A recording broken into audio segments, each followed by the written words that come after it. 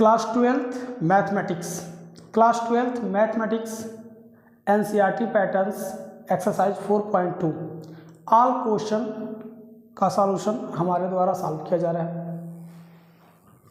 All solution of question class twelfth mathematics exercise 4.2 determinants NCERT।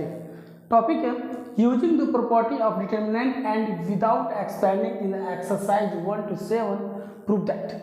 कह रहा है कि दिए गए एक्सरसाइज 4.2 के क्वेश्चन नंबर 1 से लेकर क्वेश्चन नंबर 7 तक के सभी प्रश्नों को प्रूफ कीजिए, प्रॉपर्टी का इस्तेमाल कीजिए बिना लॉन्ग एक्सपेंशन के।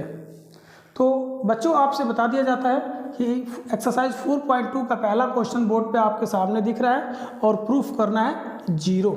तो आइए इसका सॉल्यूशन हम आपको बताते हैं, ध्यान से देखिए।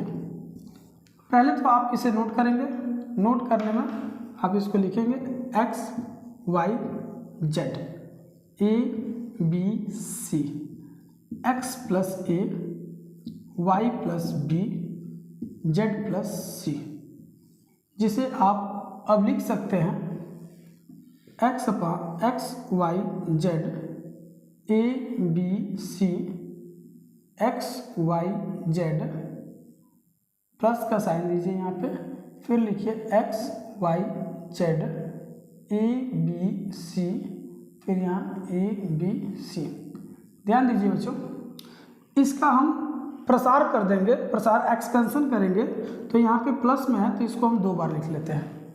अब हमने प्रॉपर्टी में ये पढ़ा है कि अगर किसी डिटर्मिनेंट के 2 रो या 2 कॉलम सेम हो जाते हैं तो उसकी वैल्यू 0 हो जाती है। तो इस पहले डिटर्मिनेंट में ये आपका C1 है और ये C3 है, तो C1 इक्वल टू यहाँ पे C3 है, और दूसरे डिटर्मिनेंट में आपका C2 है और ये C3 है। तो यहाँ पे आप देख सकते हैं बच्चों कि इस डिटर्मिनेंट के प्रॉपर्टी के अनुसार किसी डिटर्मिनेंट के 2 रो या 2 कॉलम अगर इक्वल होते हैं तो उसकी रिजल्ट 0 होती है।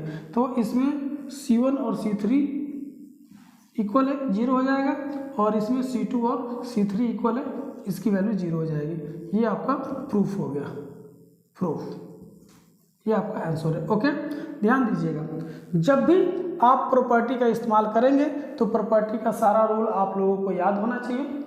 प्रॉपर्टी के अकॉर्डिंग हमने ये डिस्कस किया है कि अगर किसी डिटर्मिनेंट के किसी एक कॉलम या किसी एक रो का सारे वैल्यू शून्य हो, सारे वैल्यू शून्य हो तो ओवरऑल पूरे डिटर्मिनेंट का वैल्यू 0 हो जाएगा। अगर किसी डिटर्मिनेंट के 2 रो या 2 कॉलम के सेम अंक हो, सेम नंबर्स हो, तो उस डिटर्मिनेंट का रिजल्ट 0 होगा, उसकी वैल्यू 0 होगी। ओके, तो ध्यान दीजिएगा, ऐसा ही कुछ हमने यहाँ पे भी यूज किया है।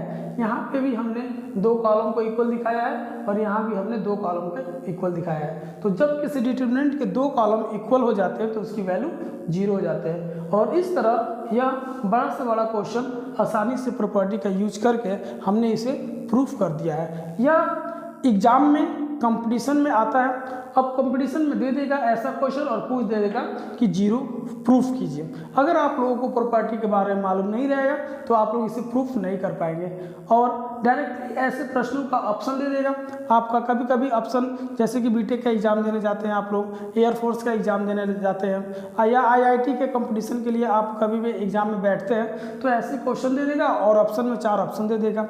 अब आपको इसको बताना है कि इसका आंसर क्या होगा। तो आप इसको आसानी से, अगर प्रॉपर्टी की स्टडी की है तो आप आसानी से इसे बता सकते हैं कि इस डिटर्मिनेंट की वैल्यू 0 होगा।